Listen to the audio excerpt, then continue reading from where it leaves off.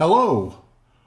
Well, although our main goal has been to track the Templar alignment Type 4 energy line pair, we often find ourselves close by to some historic places that, to our surprise, are not on that line at all.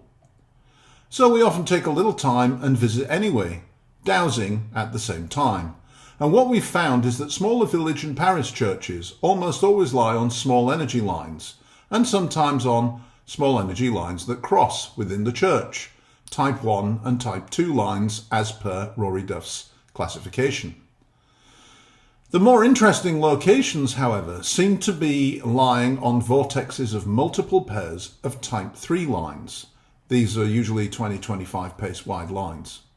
And today, what I'd like to do is provide you with two local examples. So please, stay with me to the end as we visit two wonderful locations in Moravia. Thanks.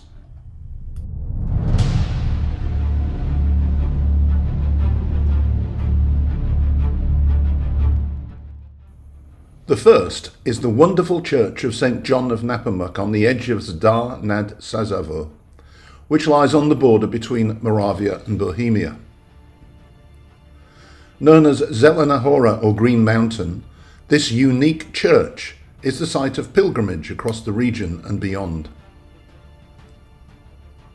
St. John of Napomuk is a Czech saint said to have drowned in the Valtava River in Prague at the request of King Wencleslas IV of Bohemia. His crime was supposedly failing to divulge what his queen had told him during confession. Churches dedicated to him crop up often on the energy lines here. When this 13th century saint's tongue was declared incorruptible by the church, work started on the church at Zelena Hora in 1719. It is the final work of Jan Santini Ekel, a Bohemian architect who combined the Baroque with references to Gothic elements in both construction and in decoration.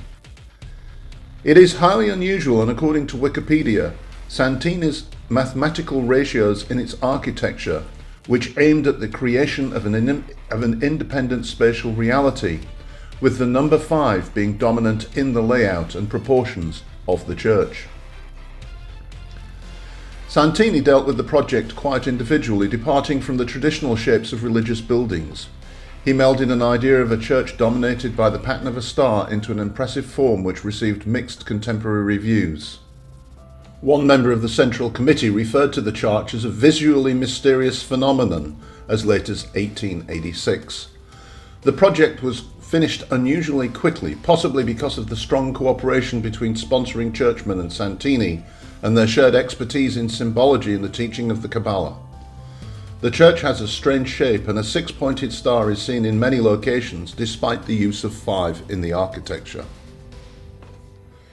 Imagine then our surprise when we dowsed the location and found 5 25 pace wide energy lines passing through the structure in an almost symmetric manner. Did the architect know these lines were there when selecting the location, or did the lines migrate to the location later for some spiritual or other reason? Whatever, it seems strange and miraculous that the earth energy lines mimic the allusion to the number 5 and are aligned in the manner that they are. It is this sort of amazing feature of the lines that constantly keeps us baffled and intrigued. The next location is Valcabites and a fortified church there named for St. John the Baptist, another dedication of interest. The church is old and was originally a wooden structure first mentioned in 1240.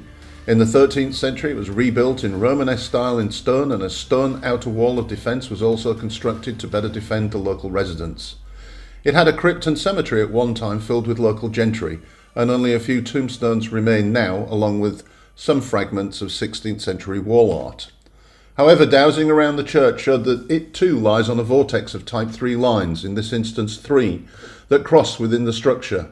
Again, why was this site chosen? Was it because of the lines and the vortex, or did the lines move when the church was built?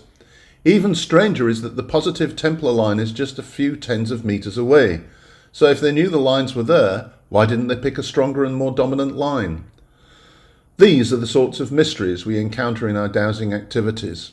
Not only is it fun, mysterious and good exercise, but it feels at times like a journey of self-discovery. Thanks for joining us. Please do subscribe to this channel and our website to stay up to date with all of our future activities. Thank you. Bye-bye.